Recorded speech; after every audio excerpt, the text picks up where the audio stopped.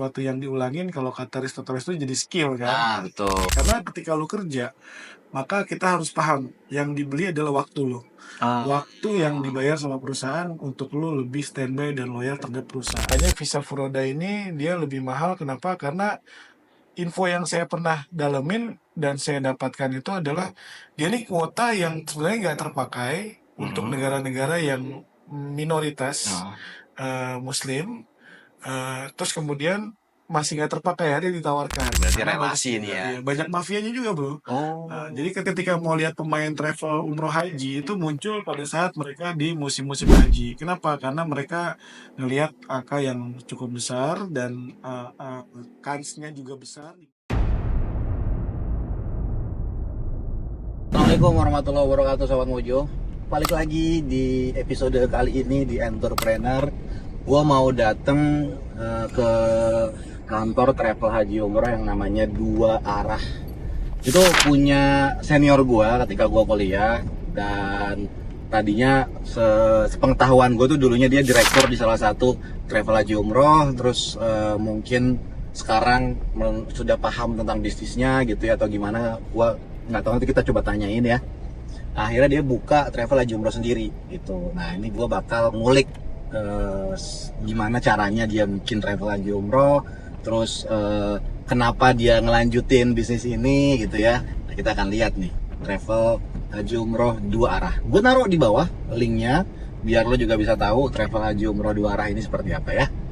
Dan tonton terus video ini sampai akhir biar lo tahu cerita gua sama Bang Roy. Ikutin terus videonya.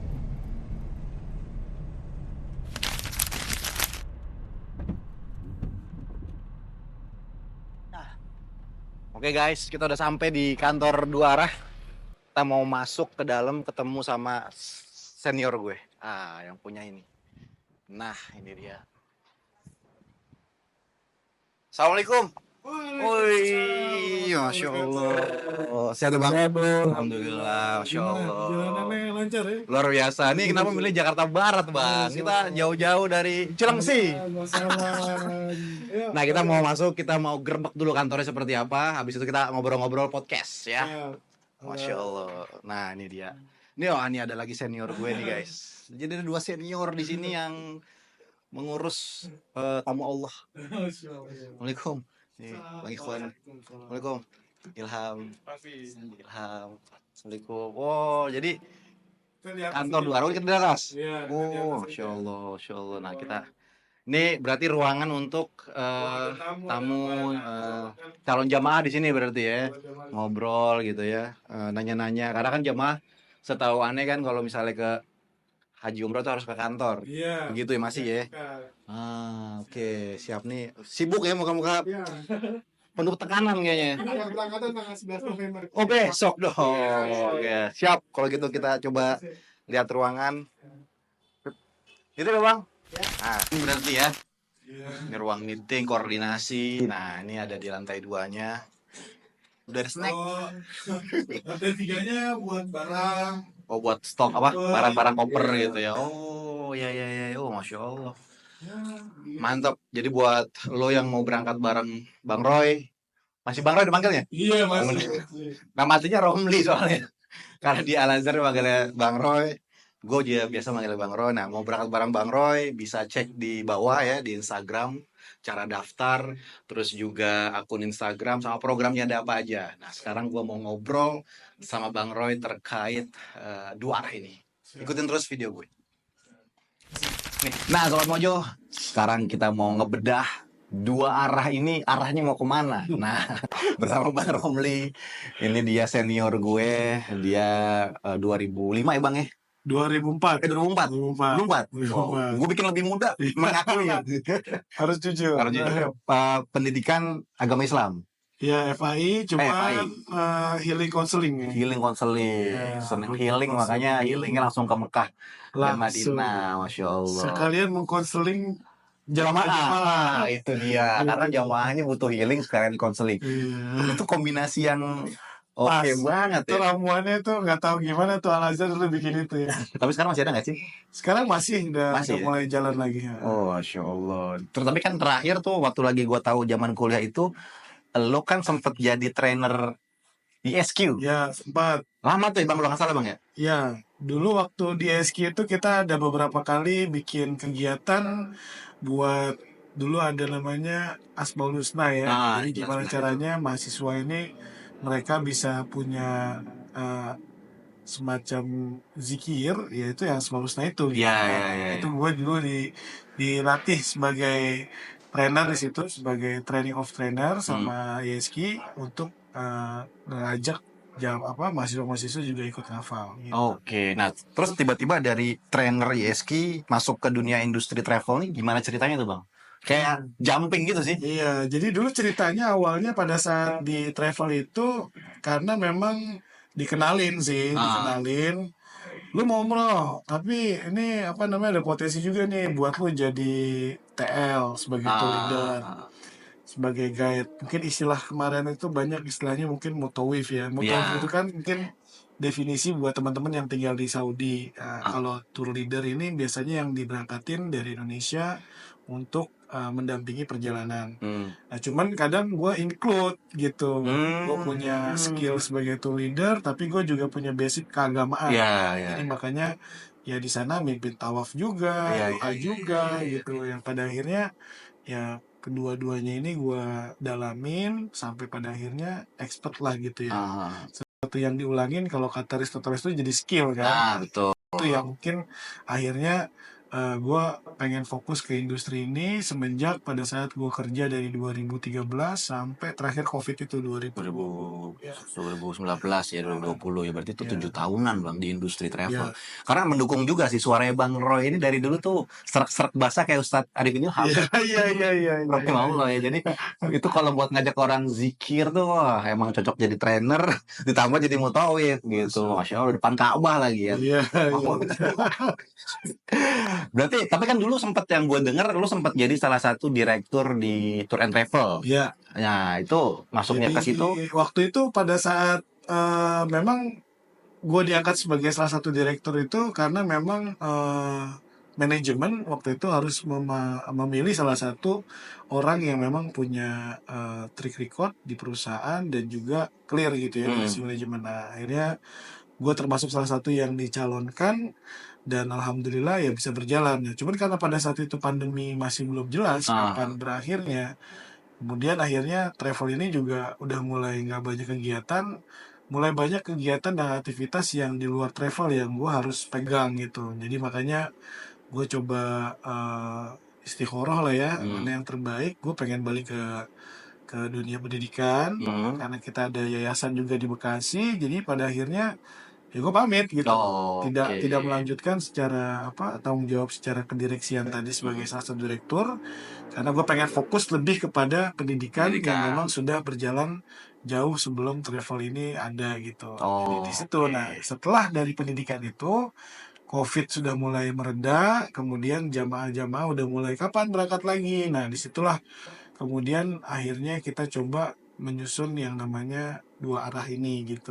Itu cerita kenapa dua arah ini lahir, karena memang atas permintaan dari beberapa customer yang udah pernah kenal sama kita. Iya, jadi ngelihat ada momentumnya ya, momentum selesai COVID mulai reda. Tapi kenapa memutuskan untuk mendirikan PT, Bang, daripada lo balik lagi ke travel sebelumnya, yuk berangkat aja nih, kan udah jadi, tinggal jalan gitu. Jadi pertimbangannya gini, waktu pada saat gue kerja, gue tahu bagaimana mekanisme dan juga tanggung jawab gue sebagai pekerja itu, yang dimana harus standby. Jadi bayangin kalau pada saat kita kerja itu harus apa yang disampaikan oleh perusahaan kita harus ikutin. Karena ketika lu kerja, maka kita harus paham yang dibeli adalah waktu lu. Waktu yang dibayar sama perusahaan untuk lu lebih standby dan loyal terhadap perusahaan. Dan lu harus betul-betul stay, benar-benar harus standby gitu. Pernah satu ketika gue lagi di bandara, pada saat gue udah mau flight, tiba-tiba ada rombongan lagi datang, udah suruh stop, lu jangan pulang, lu harus sambut lagi nih, ada rombongan dari menteri yang dimana mereka harus lo pegang gitu kan. Dan itu sebagai pekerja ya kita nggak bisa nolak bro. Iya, ya karena perintah. Perintah Oh, gitu, ya. mandatory. Kita udah terima gaji, maka konsekuensinya seperti itu ya. Iya. Gue harus jalan itu gitu kan. Profesional lah bahasanya gitu ya. Jadi kita harus betul-betul ngikutin apa yang perusahaan inginkan. Nah, Oke. ketika pada saat kita udah tadi kan berangkat, kita udah punya pendidikan, ada anak-anak santri yang harus kita kita bina. Kemudian juga mungkin dari situ kalau kita bekerja lagi, otomatis ini nggak akan jalan lagi nih yayasan gitu kan. Nah, akhirnya gue mikir, diskusi sama keluarga, sama istri, ya udah kita bikin aja Bismillah gitu kan. Dengan kita bikin ini mudah-mudahan waktu kita bisa kita lebih atur, terus kemudian kita bisa lebih punya keputusan yang lebih enak buat kita. Jadi lebih ibaratnya jadi lebih fleksibel, lebih Iya. agile, lo bisa mutusin siapa yang mau tadi kayak misalnya Iya. nemenin jamaah ini. Jadi lebih enak ngaturnya Lebih gitu. enak Jadi ngatur. helikopter view Iya. melihat atau manage tim gitu ya. Oke. Iya. Nah, sampai sekarang nih tahun 2000 Covid 2020. 2022 berarti nih. Berdirinya Dua Arah Dua ini 2022 udah mulai ada PT, kemudian kita di 2023 kita tuh udah punya PPU. Tapi cepet ya, jadi ada 2 perusahaan nih bro. Oh, Nah, oke. kita perusahaan yang kita udah PPU ini udah dari 2006. Wih, Kita lama. akuisisi, kemudian akhirnya kita upgrade dia menjadi PIHK di tahun yang sama di 2003. Jadi 2003 itu kita udah terima jamaah haji dan kita udah berangkat waktu itu walaupun konsorsium tapi kita udah punya jamaah haji. Ada portofolio, Ada Dua Arah portofolio. memberangkatkan jamaah haji. Iya. Total sampai saat ini, atau yang tadi yang pertama tuh, itu Iya. jamaah haji ada berapa banyak? Jamaah haji kalau untuk yang daftar sih waiting list ya masih di bawah 100 sih, tapi setidaknya pada saat kenapa di 2023 ada keberangkatan, 2024 ada keberangkatan karena ada yang namanya haji furoda kan. Nah, Alhamdulillah ada peraturan dari Kementerian Agama yang dimana PIHK boleh menjual haji furoda, tetapi ketika dia masih PPU dia tidak boleh menjual paket furoda. jadi kalau PPU nggak boleh jual haji Boleh. furoda. Kalau Jadi- kita bicara peraturan ya. Iya. Heeh. Tapi kalau misalnya haji furoda ini kan sebenarnya jalur undangan ya bang ya, kalau nggak salah ya? Ya, jadi sebenarnya definisi furoda itu kan kayak mandiri ya. Artinya dari kata-kata yang furoda itu kan sama kayak fard ya, dimana kita melakukan hajinya itu secara mandiri. Nah, jalurnya pun juga visanya nggak dengan pemerintah gitu. Nah, cuman orang untuk mengidentikan furoda ini supaya mudah kadang dianggapnya adalah undangan. Nah, itu ada lagi namanya mujamalah. Mujamalah ini juga sama jenisnya visa haji, tetapi dia benar-benar ada kayak undangan resmi gitu. Dan ini antara furoda dengan mujamalah ini sebenarnya tampilan output visanya sama, tapi prosesnya berbeda. Oke. Nah, furoda ini yang biasa dijual, dia visanya itu lumayan mahal ya. Kalau pada saat waktu kita jual tuh dia bisa mencapai paling murah tuh di 6.000, paling tinggi itu di 9.000 US dollar. Nah, maka visa furoda ini dia lebih mahal. Kenapa? Karena info yang saya pernah dalemin dan saya dapatkan itu adalah dia ini kuota yang sebenarnya nggak terpakai untuk negara-negara yang minoritas Muslim, terus kemudian masih nggak terpakai, ada ditawarkan. Oke. Jual lah gitu. Contoh misalnya negara Jepang punya Iya. kuota buat pergi haji. Iya. Ternyata yang pergi haji yang tadinya dikasih kuota 1.000, yang berangkat cuma 100. Betul. Ada 900 tuh. Iya. Nggak ada yang mau pakai, kasih ke Indonesia. Betul. Dan itu permainan dari beberapa pemerintah secara G2G-nya ada, tapi memang kebanyakan dipegang oleh beberapa orang-orang tertentu aja yang memang dia punya kapasitas untuk mengetahui data dan bagaimana orang-orang di Indonesia ini untuk menjual marketnya juga ada. Karena nggak mudah kan? Nggak mudah. Makanya tadi pertanyaannya tuh gue bingungnya adalah furoda ini sebenarnya ada kapasitasnya nggak? Misalnya Indonesia cuma dapat furoda tuh 10.000 orang. Ternyata setiap travel tuh punya lebih dari 1.000. Kalau 10 kan udah 10.000. Gue mikirnya tuh kok ada travel ini bisa jual furoda, travel ini bisa jual furoda. Berarti kan pembagiannya tuh gimana gitu? Ya, kalau untuk furoda sebenarnya tergantung gimana akses dari si travel ini untuk dia mendapatkan jalur yang benar-benar aman ya. Oke, berarti relasi ini ya. Banyak mafianya juga bro. Jadi kalau mau lihat pemain travel umroh haji itu muncul pada saat mereka di musim-musim haji. Kenapa? Karena mereka ngelihat angka yang cukup besar dan kansnya juga besar di masyarakat terhadap orang yang mau pergi haji, dan pada akhirnya mereka pada keluar nih gitu kan, ngaku-ngaku dia bawa ini dari Saudi dan sebagainya, dan lalu kemudian pada akhirnya ternyata zonk. Ya, makanya setiap musim haji itu selalu ada berita jamaah haji terlantar. Nah, Selalu ada tuh salah berita satunya itu dampak daripada itu. Terus kemudian miss ekspektasi, dia jualnya tenda VIP, nggak taunya di sananya nggak dapet tenda gitu. Itu sering banget. Itu nggak tenda, serem juga ya. Dan kalaupun dapat tenda tuh tenda yang benar-benar minimalis gitu. Jadi banyak hal yang ketika lu mau masuk ke Furoda, makanya kenapa sih PPU nggak boleh, Kemenak ada benarnya juga. Karena dalam masalah PIHK ini harus ada pengalaman ataupun juga apa ya, experience bagaimana membuka jaringan ke Saudi, kemudian bagaimana mengelola jamaah haji, karena itu nggak dimilikin sama PPU. Pengalaman PPU tuh hanya ngurusin umroh, ya kan, yang cuma 9 hari, 12 hari, ya kan. Nah, tapi kalau haji ini ngejelimet. Kalau kenapa gue bilang ngejelimet? Karena harus melibatkan G2G kan, antara negara Indonesia, negara Saudi. Kemudian nanti ada aturan-aturan yang kadang setiap musim haji itu beda. Makanya kenapa PPU belum boleh menjual. Nah, banyak PPU menjual, dia udah nginduk tuh ke satu PIHK. Nah, ini yang sering terjadi, edukasi informasi yang salah.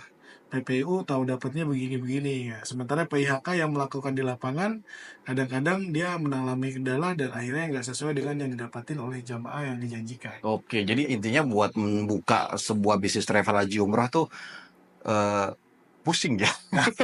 Kayaknya harus ada urusan sama B2B, B2C, G2G, B2G dan sebagainya. Jadi urusan-urusan kayak gitu tuh kayak tadi sih kalau gue dengar cerita dari lo kayaknya resikonya gede. Resiko gede. Gede banget itu. Nah, bahkan sekarang Saudi kan dengan adanya nusuk ini bro, itu dia pengen ngambil haji itu untuk langsung ke B2C. Nah, ini akan mengancam juga industri travel khususnya yang punya izin haji khusus. Kenapa? Karena kalau misalnya umroh ada istilah umroh mandiri, nanti akan mungkin 2-3 tahun ke depan ada haji mandiri. Tapi so far sampai saat ini umroh mandiri tuh boleh. Sebenarnya secara legalitas itu masih disalahkan karena ada peraturan itu undang-undang, kalau nggak salah itu nomor 08 tahun 2019 yang mengatakan bahwa setiap orang Indonesia atau warga negara Indonesia yang mereka ingin melakukan perjalanan ke tanah suci atau Mekah Madinah atau umroh ataupun haji harus menggunakan biro perjalanan yang memiliki izin PPU ataupun PIHK. Nah, dengan alasan ini, maka kemarin sempat kita dengar juga dari beberapa asosiasi yang keras banget. Mereka juga menyatakan perang kepada mereka-mereka yang punya izin, tapi hanya menjual siskopatunya aja. Nah, berarti kan travel sendiri.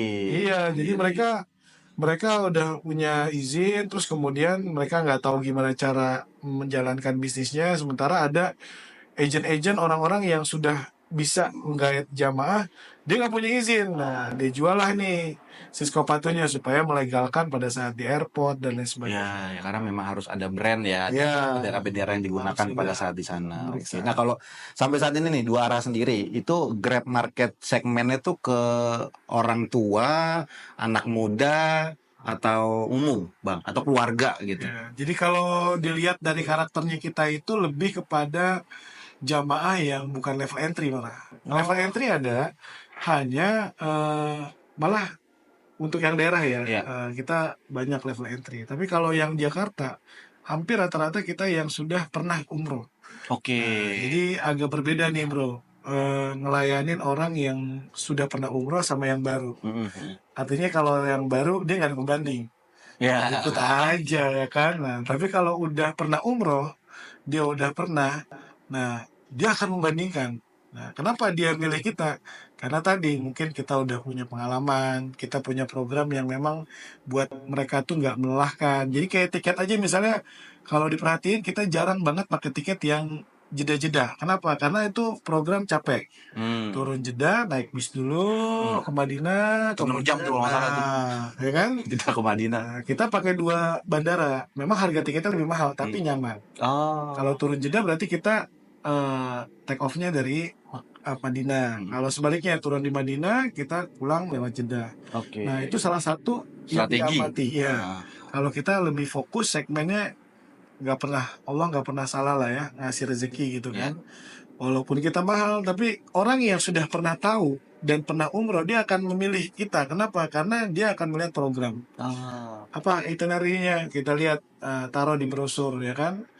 In Jeddah, out Madinah, atau mungkin in Madinah, out Jeddah. Jadi dari situ aja mereka bisa membaca bahwa program ini dipikirin nih sama si travel, ya kan. Jadi segmen kita itu bahkan sekarang udah mulai kepada orang-orang yang biasa pakai beli travel yang brand, kemudian minta dihitungin sama kita.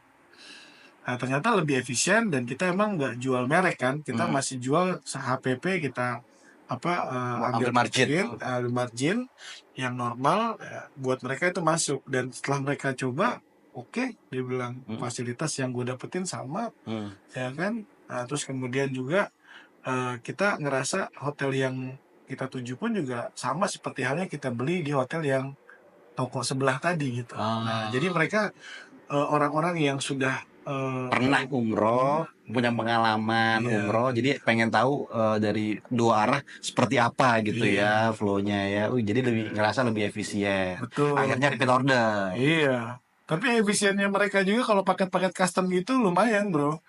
Itu di atas ratusan juta juga. Tapi berarti kan di toko yang bermerek tadi itu kan dia lebih mahal lagi bayarnya. Nah, itu. Jadi ketika pada saat kita jeli, fokus, dan kita konsisten terhadap satu produk yang memang kita coba pelajari, dan kita kan nggak suka untuk memberikan setiap pada saat di akhir kepulangan untuk memberikan kuesioner. Nah, kita mau mendengar gitu. Dari mendengar dapat masukan dari mereka, kita perbaiki di internal kita gitu. Harga sendiri di sini paketnya berapa aja sih, Bang? Kita 30 up sih. 30 Kalau up untuk yang gitu ya. paket-paket yang di bawah 30 itu kita biasanya ada namanya paket konsorsium, dan memang kita nggak deposit tiket di sana, tapi kita cuman rebranding aja. Jadi misalnya ada beberapa travel yang memang kita sudah anggap kualifikasinya bagus, track recordnya bagus, termasuk perusahaan yang dulu sempat saya pernah gabung di sana gitu. Jadi secara hubungan bisnisnya tetap terjaga gitu ya. Jadi ketika ada 1-2 dia mau coba, terus kemudian dia mau pakai paket, kita pakai emblem semua dua arah, tapi mereka gabung sama travel-travel lain ya kan, konsorsium kan. Itu bedanya kalau kita punya PPU dan tidak gitu. Jadi punya networking lagi. Nah, akhirnya mereka berangkat dengan fasilitas yang memang udah kita jelaskan bahwa hotelnya bintang 3, pesawatnya misalnya dengan direct tapi dengan Lion Air yang budget gitu kan. Terus kemudian juga kadang mereka juga dapat pesawat Garuda tapi yang memang jet gitu kan, Madinahnya mereka naik bus. Terus kadang dapat Saudi juga, turunnya ya di Jeddah juga, terus kemudian nanti kemana. Jadi yang terpenting itu adalah ketika kita betul-betul clear menyampaikan kepada si peserta ini bahwa program yang kita jual adalah apa yang mereka dapetin, dan mereka nggak akan komplain nantinya gitu. Oh iya, intinya mereka tahu mereka spare berapa, apa yang mereka dapat gitu ya, Bang ya. Total jamaah sampai saat ini atau 1 tahun 2023 kemarin deh, sampai 2023 kemarin dulu deh. Dari 2003 ya, kita alhamdulillah sih kalau untuk data yang memang sudah memproses di kita kan ada 2 nih. Yang udah diberangkatkan kan? Yang udah kita berangkatkan itu mungkin masih di atas 700 sampai 800 kisarannya. Per tahun? Iya. Tahun kemarin? Untuk tahun haji? Enggak, umroh. Umroh. Kalau untuk haji kita masih tadi di bawah 100 ya. Tapi kalau untuk yang kebetulan kita juga ada yang B2B, nah itu udah menembus sampai 3.000 packs. Jadi mereka datang butuh handling ya kan di Saudinya. Kebetulan kami ada teman-teman yang tinggal di sana di Jeddah, Mekah, Madinah. Mereka kita udah bikin SOP gimana pada saat penanganan. Jadi kita mensupport si travel ini seolah-olah kita timnya travel itu gitu. Jadi misalnya Ilham punya travel, katakanlah Muslim Journey ini punya travel agent ya. MJ datang, grupnya bawa katakanlah 50 packs gitu ya. Ilham nggak usah bayar orang di sana, cukup pesan ke kita, Bang, saya butuh handling. Masuk dari Jeddah, ini paketnya, kemudian hotelnya di sini, ini tiketnya. Jadi tim kita akan gerak jemput ke airport. Halo, selamat datang jamaah Muslim Journey gitu ya. Terus kemudian nah itu dari yang kayak gitu tuh ada yang ngambil full paket sampai sehotel-hotelnya bisa diurusin. Ada yang memang benar-benar cuma handling doang, ada yang cuman ya itulah. Bisnis ini ternyata ya nggak di dua arah ini kita nggak cuman ke B2C ternyata ada B2B yang memang kita juga handle. Dan menariknya itu tetap ya hospitality itu nomor 1 berarti Bang ya. Yes, karena tadi background. Dia ngeliat gua mungkin udah lama di industri dan memang banyak banget nge-handle yang kayak gitu. Pasti ketika gua serahin ke dia, gue lebih nyaman. Kenapa? Karena gue pasti dipikirin nih, jamaah gue ya gue titipin mulai dari kedatangan sampai kepulangan. Pokoknya datang senyum pulang senyum gitu. Nah itu datang senyum pulang senyum. Mantap. Terakhir nih Bang, Siap. Tips buat para anak muda mungkin ya kan Bang Romli juga ya seumuran lah kita nggak jauh-jauh banget ya. Buat anak-anak muda yang mau buka usaha tour and travel tuh apa pesannya atau motivasi dari Bang Roy? Siap. Teman-teman, kalau kita mau berusaha di bidang industri tour and travel, pertama, kalau menurut saya kita harus punya keberanian untuk mencoba sesuatu hal yang baru, terutama adalah ketika kita ingin menjual satu destinasi. Misalnya pengen jual umroh, ya harus datang ke sana dulu, pelajari, kemudian lihat apa yang menjadi bagian dari bisnisnya, terus kemudian bisnis prosesnya gimana, sampai kemudian kita bisa benar-benar menguasai. Jadi jangan cuman karena latahan ya. Karena banyak sekarang anak-anak, wah temen gue bikin, bisa kok begini, tapi dia nggak menguasai. Contoh yang tadi gue sampaikan, dia udah punya izin, tapi dia nggak tahu gimana cara ngejalanin izin itu. Akhirnya dia jual aja. Akhirnya dia jual nih, Cisco Patu satu packnya 250.000, 300.000 gitu ya.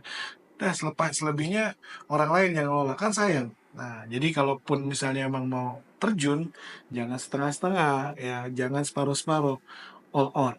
Pelajarin bagaimana kontrak dengan hotel, pelajarin bagaimana kita dapat sumber vendor yang baik di sana, mulai dari bis, visa, kemudian kita bisa tahu bagaimana proses perjalanannya, sehingga ketika pada saat ada orang datang ke kita akan pede ngejelasinnya, ya jelasinnya pede, terus kemudian kita juga sebagai pelaku yang memang benar-benar tahu seluk-beluk industri ini, gitu. Mungkin kayak gitu. Masya Allah. Jadi intinya adalah harus belajar pakai ilmu, ya dan jangan malu untuk belajar dan nanya-nanya.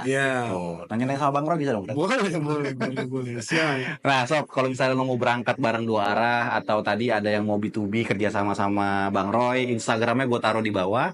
Nanti bisa diklik aja, dipelajari, dan juga buat yang mau berangkat bareng dua arah, lo bisa cek ada program apa aja, paketnya apa aja, dan mungkin bisa langsung lo cek nomor telepon WhatsApp adminnya biar lo tanya-tanya langsung gitu. Bang Roy, terima kasih atas waktunya, Masya Allah nih. Karena waktunya beliau padat, karena hari ini langsung jalan lagi nih tadi nih.